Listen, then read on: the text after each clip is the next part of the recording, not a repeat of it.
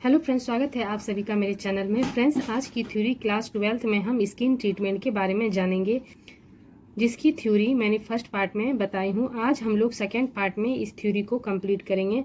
तो चलिए स्टार्ट करते हैं आज की थ्योरी। तो 5 नंबर है एक्ने ट्रीटमेंट। एक्ने ट्रीटमेंट के बारे में जानेंगे। तो यह ट्रीटमेंट अधिक एक्ने वाली स्किन में दिया जाता है। इसमें हाई फ्रीक्वेंसी मशीन का उपयोग किया जाता है। हाई फ्रीक्वेंसी अल्टरनेटिव और माइल्ड करंट है। करंट से ब्लड सर्कुलेशन तेजी से होता है। यह एक एंटीबैक्टीरियल करंट है। हाई फ्रीक्वेंसी सूदिंग, कूलिंग और ड्राइंग इफेक्ट पैदा करता है। हाई फ्रीक्वेंसी करंट दो प्रकार का होता है। फर्स्ट है नियॉन और सेकंड आर्गॉन। नियॉन में नीले रंग की रेंज यानी किरणें होती है और आर्गॉन में ऑरेंज कलर की रेंज होती है। Neon high frequency current active sebaceous glands सक्रिय तेलीय ग्रंथि को नियंत्रित कर स्किन में स्थित अतिरिक्त ऑयल सोख लेता है। Argon high frequency current skin में स्किन टोनर को पेनिट्रेट करने में मदद करता है। फेस वॉश अथवा अलग लाइन वॉश की सहायता से फेस क्लीन करना चाहिए। यदि आवश्यक हो तो स्टीम देकर black heads, white heads remove करना चाहिए। इसके बाद अस्टिजेंट लगाना चाहिए। मिंट जेल की सहायता से 5 से 7 मिनट तक मसाज करना चाहिए। फिर जेल को पोंछ दीजिए। कॉटन की मदद से फेस पर मेडिकेटेड पाउडर लगाकर 5 से 7 मिनट तक हाई फ्रीक्वेंसी करंट दीजिए। यदि मुहासे यानी एक्ने पक गए हो या ब्लडिंग हो रही हो तो उन पर हाई फ्रीक्वेंसी करंट नहीं देनी चाहिए। बड़े मुहासों पर इलेक्ट्रोड उठाकर हाई फ्रीक्वेंसी करंट देना चाहिए।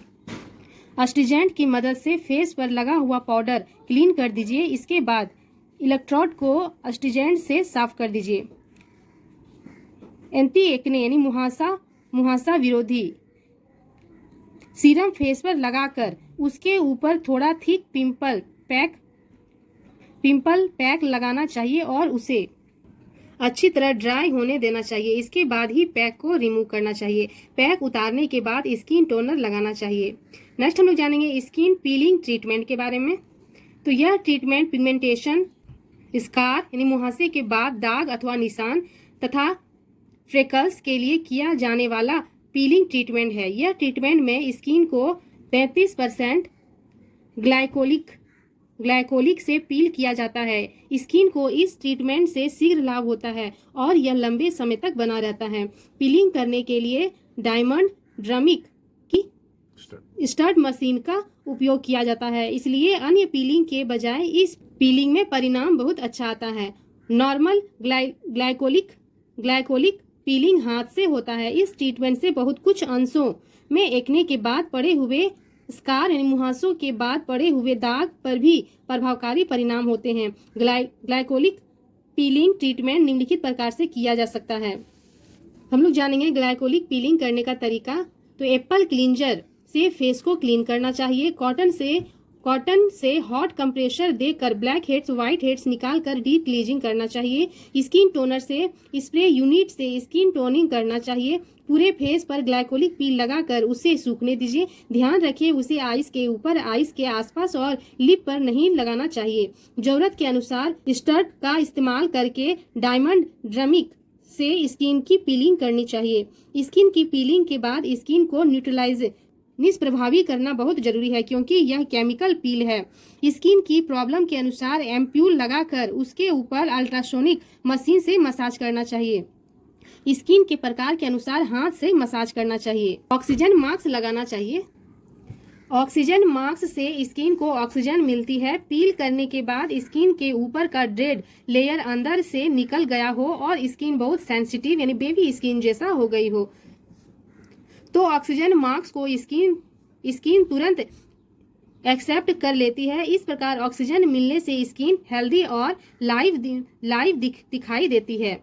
इस पीलिंग का कोई साइड इफेक्ट नहीं होता। इस मास्क से स्किन में लाइटनिंग और टाइटनिंग इफेक्ट दिखाई देता है। यह मास्क स्किन को पोषण प्रदान करता है। इसलिए ट्रीटमेंट के अंत में इस मास्क को लगाने से 70% अधिक लाभ होता है। नेक्स्ट हम लोग जानेंगे 7 नंबर आई ट्रीटमेंट यानी आंखों के ट्रीटमेंट कैसे होते हैं। तो यह treatment under eye dark circle, puffiness, wrinkle और स्ट्रेट को दूर करने के लिए किया जाता है। आई ट्रीटमेंट से आई कि आई ट्रीटमेंट से आई की अनेक प्रॉब्लम दूर की जा सकती है। तो आई ट्रीटमेंट निम्नलिखित पद्धति से किया जा सकता है। इसे करने का तरीका है, फर्स्ट नंबर है सबसे पहले क्लींजर से आईज क्लीन करनी चाहिए, जैसे कि यहाँ फोटोग्राफ में दिखाया है। सेकंड है मॉइस्चराइजर बेस्ड क्लींजर से आईज के चारों ओर मसाज करके आईज क्लीन करनी चाहिए। आईज पर ऑक्सीजन मास्क लगाना चाहिए, उसे 2 से 3 मिनट लगा रहने के बाद क्लीन करना चाहिए। इसके बाद हाइड्रेशन मास्क लगाना चाहिए। यह मास्क ट्रांसपेरेंट जेल फॉर्म में होता है, इसे 10 से 15 मिनट लगा रहने दीजिए। इसके बाद इसे रिमूव करना चाहिए। 5 नंबर है पहले नरिशिंग क्रीम से और बाद में विटामिन ए जेल से आईज पर 10 मिनट मसाज करना चाहिए, बाद में आईज को क्लीन करना चाहिए। 6 नंबर है इसके बाद व्हाइटनिंग मास्क लगाना चाहिए और उस पर रोज वाटर वाला आइस कॉटन रखना चाहिए। नेक्स्ट 2 से 3 मिनट के बाद रोज वाटर वाले आइस कॉटन पर आई वेट मास्क लगाकर उसे 10 से 15 मिनट लगा रहने दीजिए। नेक्स्ट है व्हाइटनिंग मास्क रिमूव करने के बाद ईयरबड से व्हाइटनिंग सीरम लगाना चाहिए। इसके बाद सीरम पर आइस हेमर से 3 से 4 मिनट अल्ट्रासोनिक देना चाहिए ताकि सीरम स्किन में पेनिट्रेट हो जाए। नेक्स्ट है सीरम रिमूव किए बिना उस पर फिनिशिंग व्हाइटनिंग मास्क लगाना चाहिए। यह मास्क पेस्ट जैसा होता है, इसे रिमूव करें तो रबड़ मास्क जैसा लगता है। नेक्स्ट है उपयुक्त मास्क 20 मिनट लगा रहने के बाद रिमूव करना चाहिए, जैसे कि यहाँ पे फर्स्ट इमेज में दिखाया है इस तरीके से। 2 नंबर हमारा इस तरीके से, 3rd नंबर हमारा इस तरीके से। ये हमारा हो गया 4th, 5, 6, 7, 8, 9, 10, 11, 12। तो फ्रेंड्स इस थ्योरी की मदद से आप लोगों को काफी जानकारी मिली होगी। आप इस थ्योरी को नोट भी कर सकते हैं। तो फ्रेंड्स मिलते हैं नेक्स्ट वीडियो में नए टॉपिक के साथ। Okay, bye bye, thank for watching.